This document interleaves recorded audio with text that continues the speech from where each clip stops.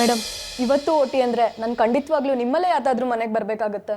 Tension ಮಾಡ್ಕೋಬೇಡಿ, ಈ ಅಮೂಲ್ಯ ಇನ್ನೂ ಬದುಕಿದ್ದಾಳೆ. ಎಲ್ಲಿ ನೆನೆ ಕೊಟ್ಟಿದ್ದು ಸಿಮ್ ಕೊಡಿ.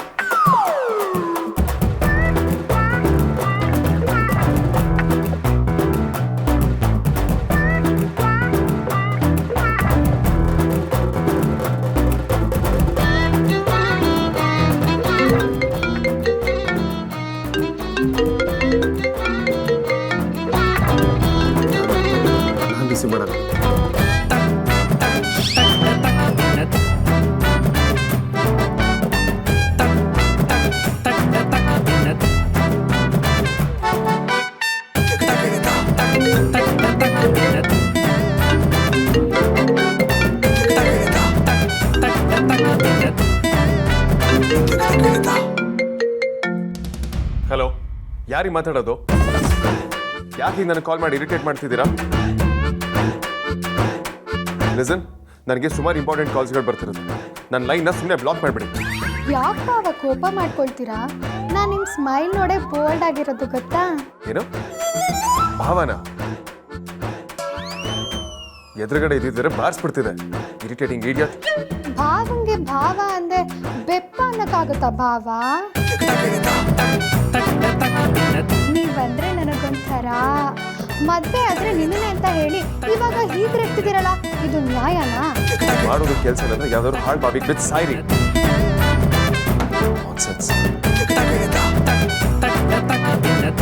ನಾನು ಇವಳನ್ನ ಮದ್ವೆ ಆಗ್ತೀನಿ ಅಂತ ಹೇಳಿದೆ. ಇದು ಸಾಧ್ಯ ಏನ್ರಿಕಾ ಅಂತ? ಅದು ನಾನು. ಚಾನ್ಸೇ ಇಲ್ಲ ಬಾಸ್. ನೀವು ಮದುವೆ ಆದರೂ ಹುಡುಗಿರ್ನ ಮದುವೆ ಆಗಲ್ಲ ಅನ್ನೋ ವಿಷಯ ಇಡೀ ಜಗತ್ತಿಗೆ ಗೊತ್ತು. ಅಂದ್ರೆ ಹುಡುಗರ ಮದುವೆ ಆಗ್ತೀನಿ ಅಂತನಾ? Bloody nonsense. ಆಗಲ್ಲ ಬಾಸ್. ನಿಮಗೆ ಹುಡುಗಿರಂದ್ರೆ ಆಗಲ್ಲ ಅಂತ ಬಿಲ್ಡಪ್ ಕೊಡೋಕೋದೆ ಒಂದೇ ಒಂದು ಕಾಮ ಆಚೆ ಈಚೆ ಆಗಿ ಈ ಥರ ಅಪಾರ್ಥ ಆಗೋಯ್ತು. ನೀವೇ ಅಪಾರ್ಥ. ನಿಮ್ಮ ಹತ್ರ ಕೇಳಿದ್ನಲ್ಲ, ನನಗೆ ಬುದ್ಧಿ ಇಲ್ಲ. ಬಾಸ್, ಈ ಕಿತಾಪತಿ ಎಲ್ಲ ನಮ್ಮಲ್ಲೇ ಯಾರೋ ಮಾಡ್ತಾ ಇರ್ಬೋದಾ ಅಂತ ನಂಗೆ ಯಾಕೋ ಡೌಟು. ಎಲ್ಲ ನಡೀರಿ, ಬೇಗ ಬೇಗ. ಸಾರಿ ಬಾಸ್, ಏನೋ ಅನ್ಸಿದ್ದು ಹೇಳ್ಬಿಟ್ಟೆ. ಕರೆಕ್ಟಾಗಿ ಹೇಳಿದೆ, ಬರೀ ಚೆಕ್ ಮಾಡಿ. ಹೇಯ್, ಒಂದ್ಸಲ ಹೇಳಿದ್ರೆ ಅರ್ಥ ಆಗೋದಿಲ್ವಾ? ಇನ್ನೊಂದ್ಸಲ ಫೋನ್ ಮಾಡಿದ್ರೆ ಪೊಲೀಸ್ ಕಂಪ್ಲೇಂಟ್ ಕೊಡ್ತೀನಿ. ಕಂಪ್ಲೇಂಟ್ ನಾವು ಕೊಡ್ತೀವಿ. ಮಹಿಳಾ ರಕ್ಷಣಾ ಆಯೋಗದಿಂದ ಕಾಲ್ ಮಾಡ್ತಿದ್ದೀವಿ. ಹೆಂಗಸ್ರ ಹತ್ರ ಈ ಥರನೇನ್ರಿ ಮಾತಾಡೋದು? ಹಲೋ ಮೇಡಮ್, ಅದು ಸಮರ್ಥನೆ ಕೊಡಕ್ ಬರಬೇಡಿ. ನಾವು ಹೇಳೋದನ್ನ ಸರಿಯಾಗಿ ಕೇಳಿಸ್ಕೊಳ್ಳಿ. ನನ್ನ ಹೆಸರು ಪ್ರಮೋದಾ ದೇವಿ, ಬೆಂಗಳೂರು ಮಹಿಳಾ ಆಯೋಗದ ಅಧ್ಯಕ್ಷೆ. ಹೇಳಿ ಮೇಡಮ್. ನೀವು ಇತ್ತೀಚೆಗಷ್ಟೇ ಲೇಡೀಸ್ನ ಕೆಲ್ಸಕ್ಕೆ ತಗೊಂಡು ಅವ್ರ ಮೇಲೆ ಶೋಷಣೆ ಮಾಡ್ತಿದ್ದೀರಾ ಅಂತ ಕಂಪ್ಲೇಂಟ್ ಬಂದಿದೆ. ಶೋಷಣೆ ನಾವಾ? ಇಲ್ವಲ್ಲ. ಓವರ್ ಟೈಮ್ ಕೆಲಸ ಮಾಡಿಸ್ತೀರಂತೆ. ನಿಮಗೆ ಫ್ಯಾಕ್ಟ್ರಿ ಆಕ್ಟ್ ಬಗ್ಗೆ ಗೊತ್ತಿಲ್ವೇನ್ರಿ? ಓವರ್ ಟೈಮ್ ಮಾಡಿಸೋದೇ ಆದ್ರೆ ಮೊದಲು ಲೇಬರ್ ಆಫೀಸ್ಗೆ ಇನ್ಫಾರ್ಮೇಶನ್ ಕೊಟ್ಟಿರಬೇಕು. ನೀವು ಕೊಟ್ಟಿದ್ದೀರಾ?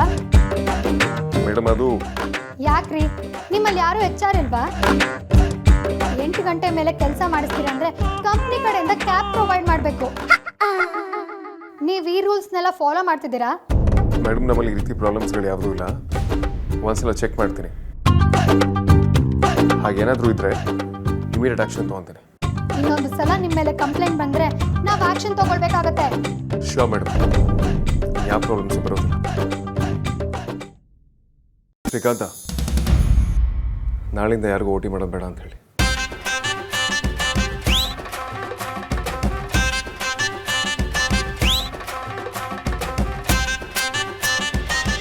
ಯಾವತ್ತೂ ಈ ನಂಬರ್ನ ಆಫೀಸಲ್ಲಿ ಕೊಡಕ್ಕೆ ಹೋಗ್ಬೇಡಿ. ಒಂದೇ ದಿನದಲ್ಲಿ ಓಟಿ ಕತೆ ಮುಗ್ದೋಯ್ತು. No more worries.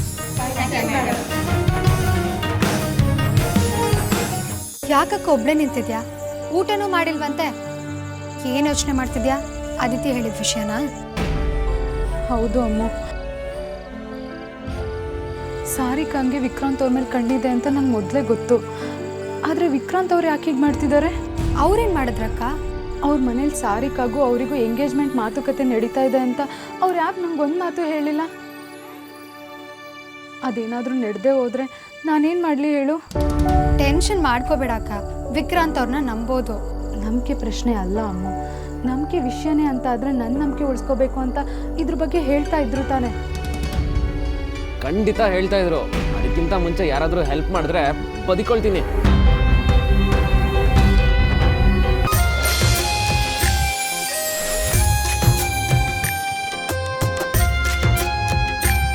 ನಿಂತ್ಕೋ, ನಾನು ಹೋಗಿದ ಕಡೆಲ್ಲ ನನ್ನ ಫಾಲೋ ಮಾಡ್ಕೊಂಡ್ ಬರ್ಬೇಡ. ಅದಕ್ಕೆ ಹೇಳೋದು, ವಿಷನ್ ಇಲ್ಲ ಅಂದ್ರೆ ಹೀಗೆ ಆಗೋದು. ನಾನ್ಸೆನ್ಸ್.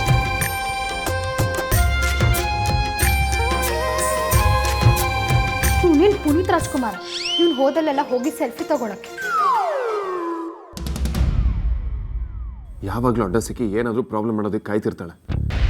ಮೊದಲು ಇವಳನ್ನ ಇಲ್ಲಿಂದ ಎತ್ತಂಗಡಿ ಮಾಡೋದಕ್ಕೆ ಏನಾದರೂ ಪ್ಲಾನ್ ಮಾಡಬೇಕು.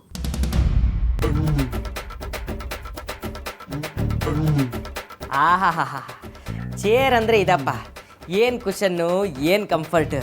ಹಾಂ, ನಮ್ಮ ಬಾಸು ತನ್ನೊಬ್ಬನಿಗೆ ಚೆನ್ನಾಗಿರೋ ಚೇರ್ ಹಾಕ್ಕೊಂಡು ನಮಗೆಲ್ಲ ಲಟ್ಕಾಸಿ ಚೇರ್ ಕೊಟ್ಟಿದ್ದಾರೆ.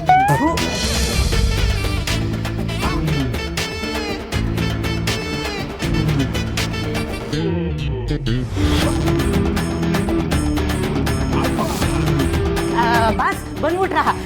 ನಿಮ್ಮ ಚೇರ್ ಮೇಲೆ ಧೂಳು ಕೂತಿತ್ತು, ಒರೆಸ್ತಾ ಇದ್ದೆ. ನಾನೇನಾದರೂ ಕೇಳಿದೆ?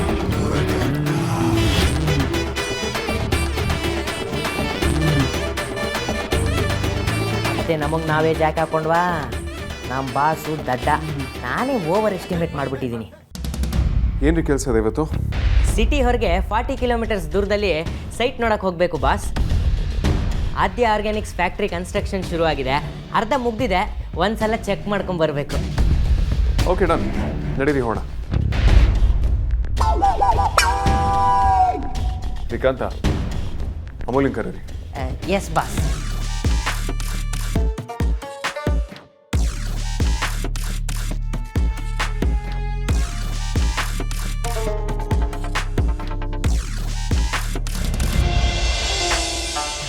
ಬಾಸ್, ಮೇಡಮ್ ಬಂದರು.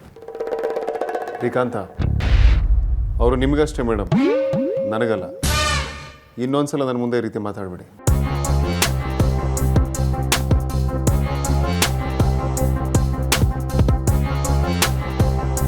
ಕರ್ಸಿದ್ ಯಾಕೆ ಅಂತ ಕೇಳ್ಬೋದಾ ಬಾಸ್?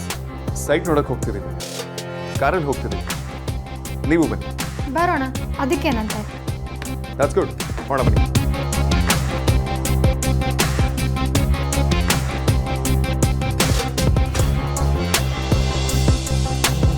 ಮೇಡಮ್, ಹೋಗ್ತಾ ಇರೋದು ಸಿಟಿಯಿಂದ 40 ಕಿಲೋಮೀಟರ್ ದೂರ.